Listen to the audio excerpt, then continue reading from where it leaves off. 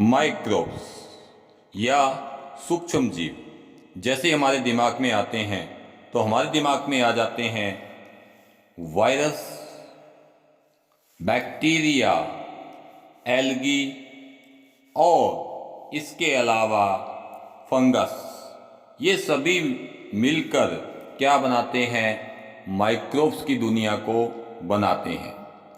तो आइए हम इन्हीं माइक्रोब्स के बारे में आज स्टडी करते हैं, जानेंगे कि ये कैसे होते हैं। हेलो स्टूडेंट, तो हम लेके आए हैं फिर आपके लिए एक नया टॉपिक, माइक्रो ऑर्गेनिज्म या जिसको हम बोलते हैं सूक्ष्म जीव। अब देखिए, सबसे पहला क्वेश्चन ये आता है कि what is the micro organism. तो माइक्रो ऑर्गेनिज्म की अगर हम बात करें तो क्या होते हैं कि ऐसे छोटे जीव होते हैं या वो पार्टिकल्स होते हैं जो हमें नेकेड आई से दिखाई नहीं देते, उसे हम क्या बोलते हैं? Micro organism. अब देखिए, ये जो सूक्ष्म जीव होते हैं इसे हम किससे देखते हैं? By the help of microscope, या इसको हम बोलते हैं सूक्ष्म दर्शी। अब हम सभी जानते हैं कि जो माइक्रो ऑर्गेनिज्म होते हैं वो हर जगह क्या होते हैं? प्रेजेंट होते हैं। चाहे वो हवा हो, चाहे वो पेड़ पौधे हो, जीव जंतु हो, हर जगह आपको क्या मिलते हैं? माइक्रो ऑर्गेनिज्म मिलते ही मिलते हैं। अब देखिए, ये जो माइक्रो ऑर्गेनिज्म होते हैं इनकी स्टडी को अपने क्या बोलते हैं? माइक्रोबायोलॉजी। माइक्रोबायोलॉजी। अब देखिए स्टूडेंट, इतनी बात आपको याद रखनी है यहाँ पे कि जो सूक्ष्म जीव होते हैं इनको अंग्रेजी में हम क्या बोलते हैं? Micro organisms. और जो स्टडी करते हैं इन सूक्ष्म जीवों की उसे हम क्या बोलते हैं? माइक्रोबायोलॉजी। अब देखिए स्टूडेंट, अगर हम आगे की बात करें तो आगे हमें दिया गया है कि सूक्ष्म जीव जो होते हैं या जो माइक्रोब्स होते हैं वो कितने प्रकार के होते हैं। तो हम प्रकार की अगर हम बात करें यहाँ पे तो इसको 4 मेन पार्ट में डिवाइड किया गया है। पहला है बैक्टीरिया, दूसरा है कवक, तीसरा है प्रोटोजोआ और लास्ट है शैवाल। यानी पहले का मतलब बैक्टीरिया, सेकंड जो है वो है आपका फंगस, थर्ड की बात करें तो प्रोटोजोआ और फोर्थ की बात करें तो वो है एल्गी। ये 4 ग्रुप में क्या किया? डिवाइड किया है। सबसे बड़ी खासियत स्टूडेंट कि ये चारों के चारों जो माइक्रो ऑर्गेनिजम्स होते हैं ये कैसे होते हैं? कोशिकीय होते हैं। कोशिका मतलब सेलुलर होते हैं स्टूडेंट। बट वायरस जो होता है स्टूडेंट वो क्या होता है? एकमात्र ऐसा माइक्रो ऑर्गेनिज्म है जो क्या होता है? एसेलुलर होता है। तो ये आपको ध्यान रखना है कि अकोशिकीय या जो एसेलुलर ऑर्गेनिजम्स होते हैं या जो पार्टिकल्स होता है वो कौन सा है? तो वो कौन सा है? याद रखना आपको, वायरस।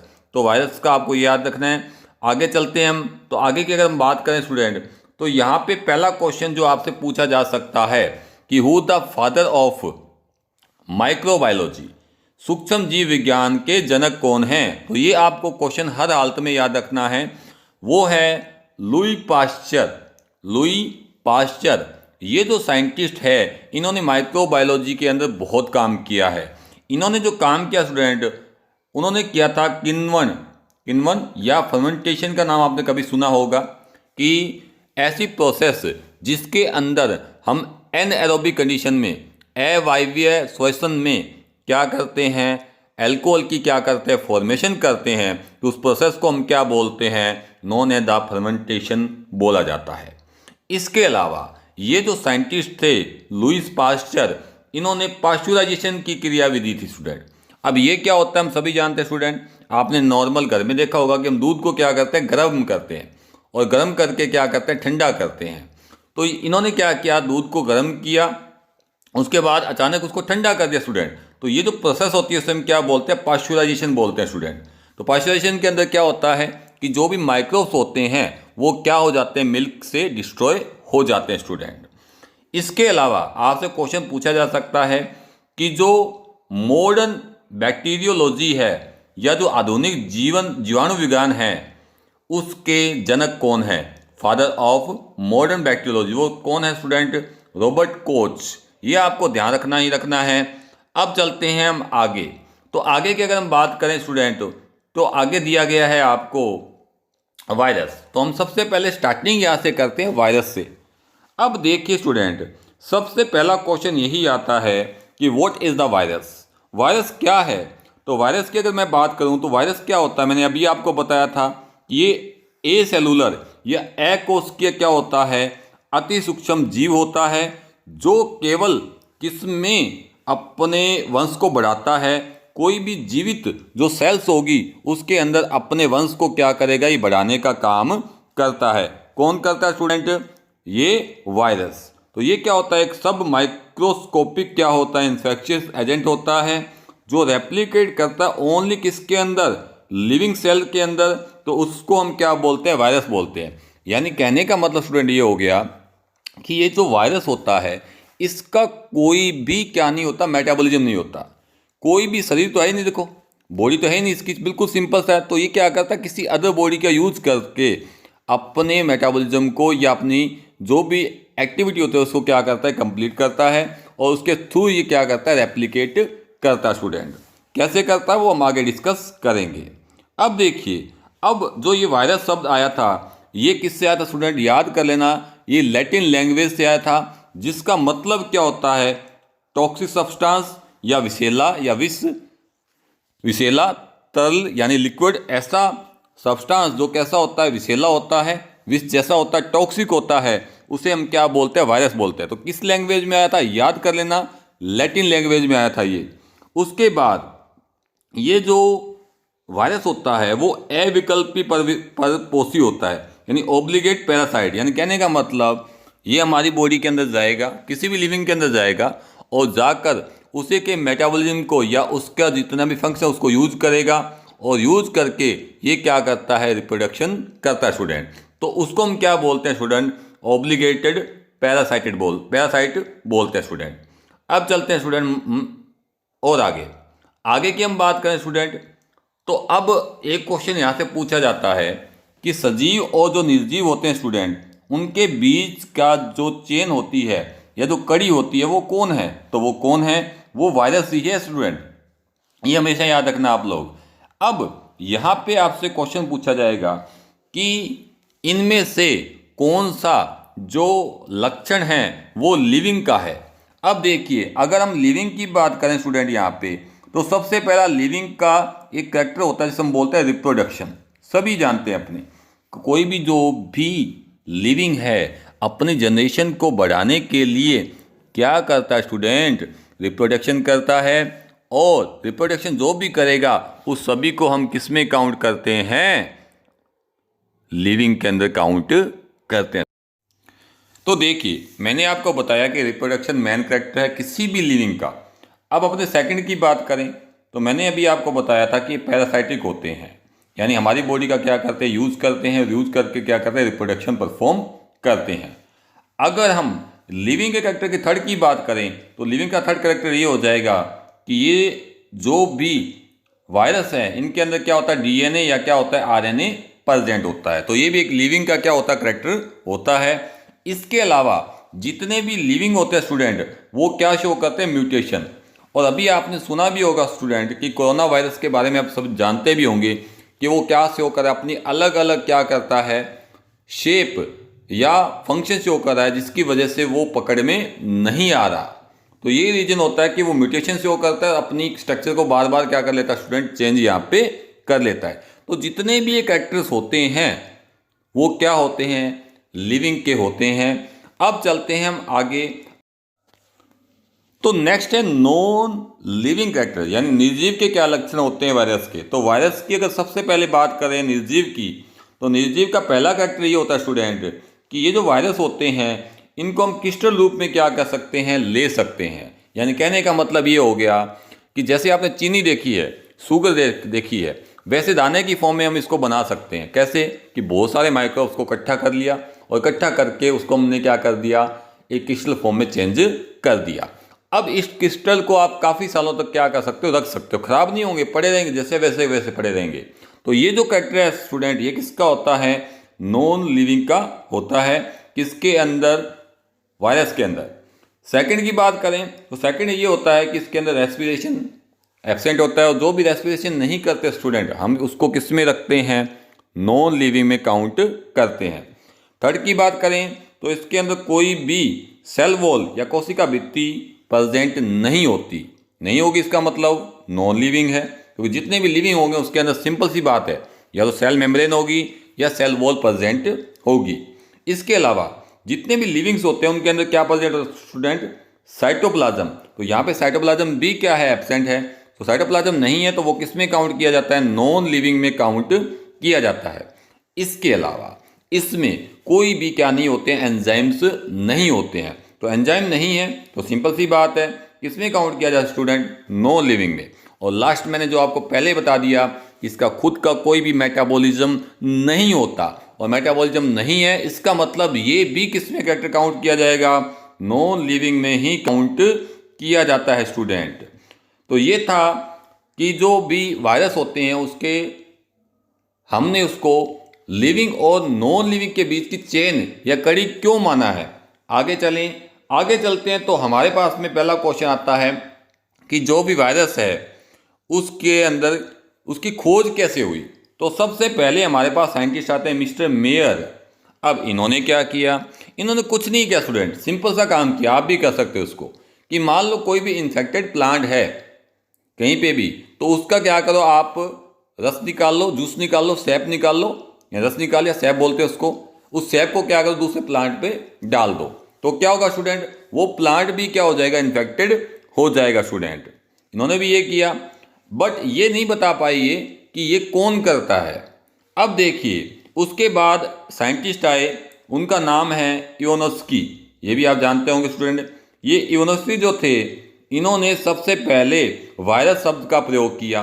इन्होंने किया क्या स्टूडेंट? इन्होंने ये किया कि जो इन्फेक्टेड प्लांट था उसमें से जूस को निकालने के बाद उस जूस को एक फिल्टर से पास आउट किया।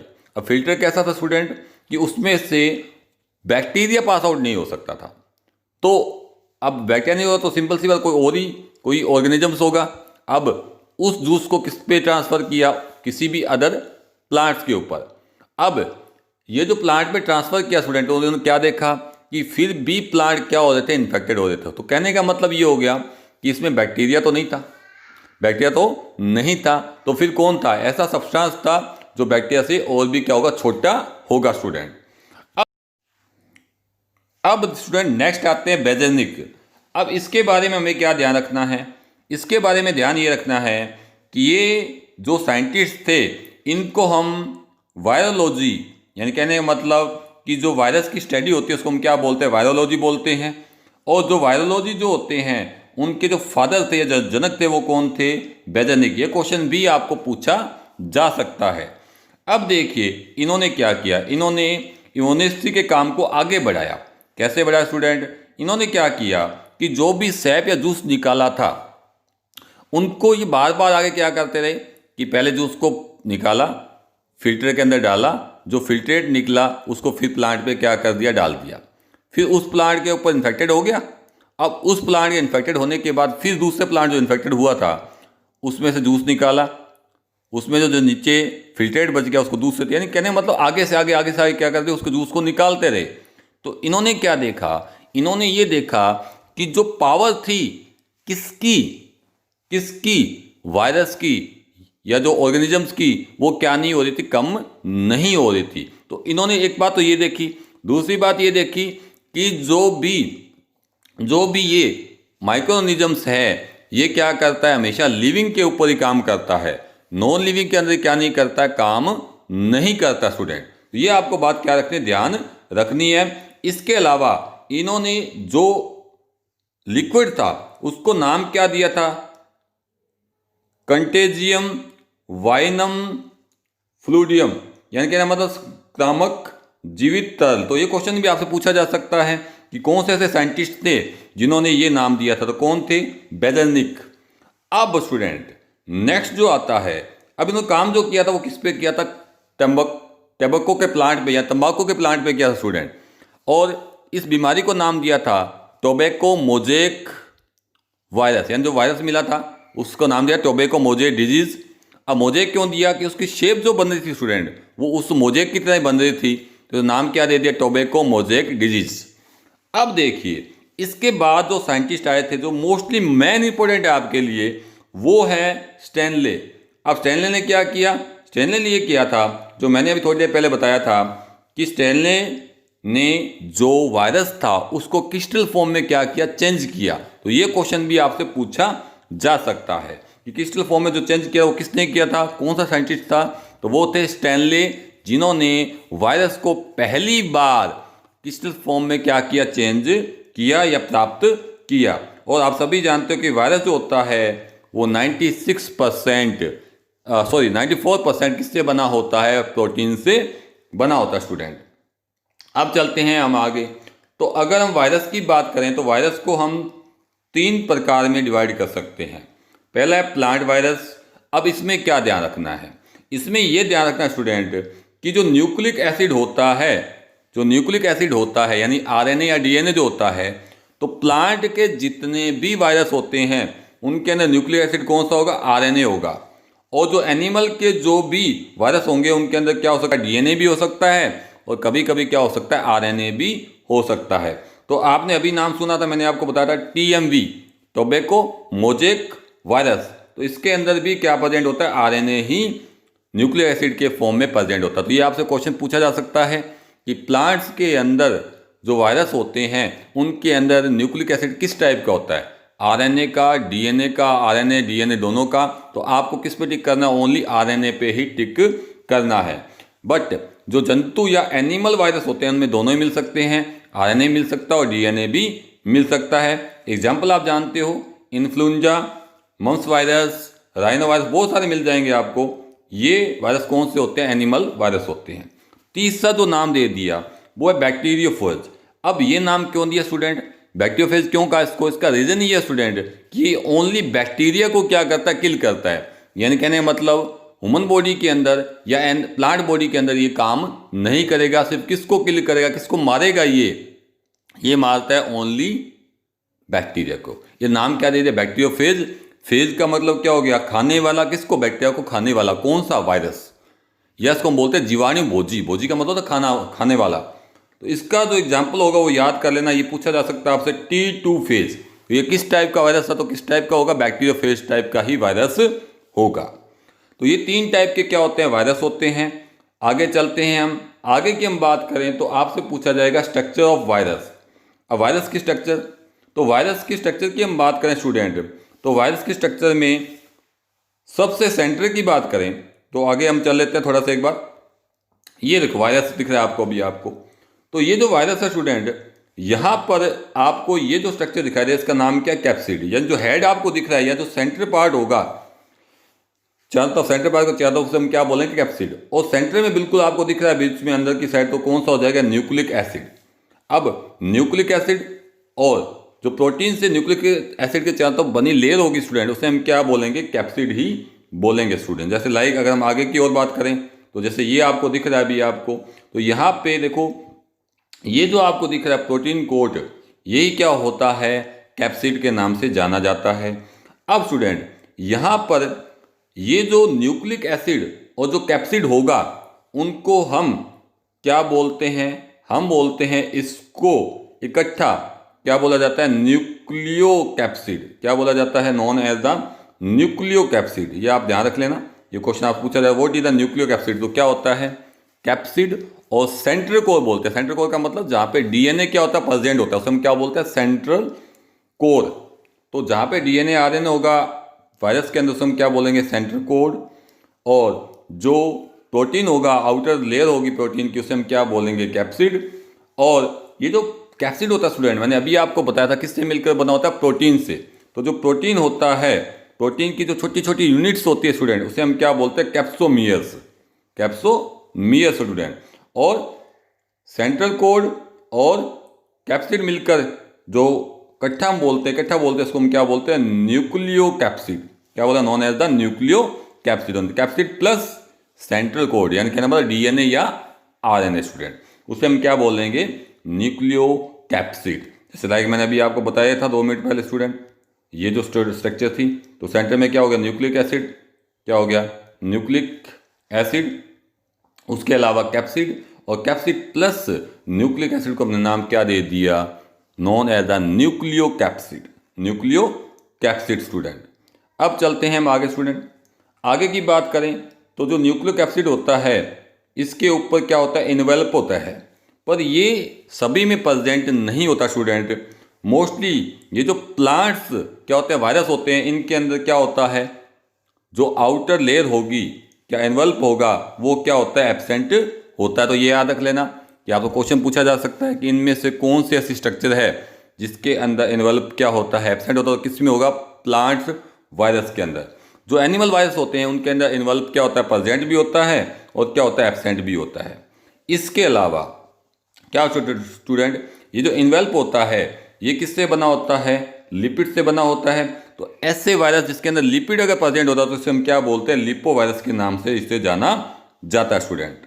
तो इतना आपको समझ में आ गया होगा, ये थी पूरी स्ट्रक्चर। तो सबसे पहले आपको याद क्या रखना है, याद ये रखना है कि ये जो पार्ट्स आपको दिख रहा है सेंटर, उसे हम क्या बोलते हैं, सेंटर को, जिसके अंदर क्या मिलेगा, डीएनए या आरएनए। उसके आउटर जो लेयर होगी उसे हम क्या बोलेंगे, कैप्सिड। उसके बाद अगर हम आगे चलें स्टूडेंट, तो ये जो दोनों न्यूक्लिक एसिड और कैप्सिड है, इनको दोनों को इकट्ठा क्या बोलेंगे, अपने न्यूक्लियोकैप्सिड। ठीक है। उसके बाद मैंने आपको क्या बताया, मैंने आपको ये बताया कि जो भी कुछ वायरस होते हैं, एनिमल वायरस, उनके चारों तरफ क्या होता है, एक एक्स्ट्रा क्या होती है, लेयर होती है, जिसे हम क्या बोलते हैं, एनवलप के नाम से जानते हैं, जो किससे बनी होती है, लिपिड से बनी होती है, जिसे हम क्या बोलते हैं, लिपो वायरस के नाम से। ऐसे वायरस को हम किस नाम से जानते हैं, लिपो वायरस के नाम से जानते हैं स्टूडेंट। अब मेरा क्वेश्चन जाते जाते ये स्टूडेंट, कि जो भी ये वायरस होते हैं इनके अंदर लिपिड की आवश्यकता क्यों पड़ती है, लिपिड की या प्रोटीन की लेयर ही क्यों होती है, बाकी अदर लेयर क्यों प्रेजेंट नहीं होती। तो ये था तो स्टूडेंट ये था पहला पार्ट माइक्रोबायोलॉजी का या माइक्रो ऑर्गेनिजम्स का। अगर आपके दिमाग में कोई भी डाउट्स हैं तो आप हमें कमेंट बॉक्स में कमेंट कीजिए, मैं उसका आंसर आपको ज़रूर दूंगा। मेरे वीडियो को आगे से आगे शेयर कीजिए। अगर आपको ये वीडियो पसंद आता है तो इसे लाइक कीजिए, मेरे चैनल को सब्सक्राइब कीजिए, और मेरा वीडियो देखने के लिए आपका तहे दिल से धन्यवाद। Thank you.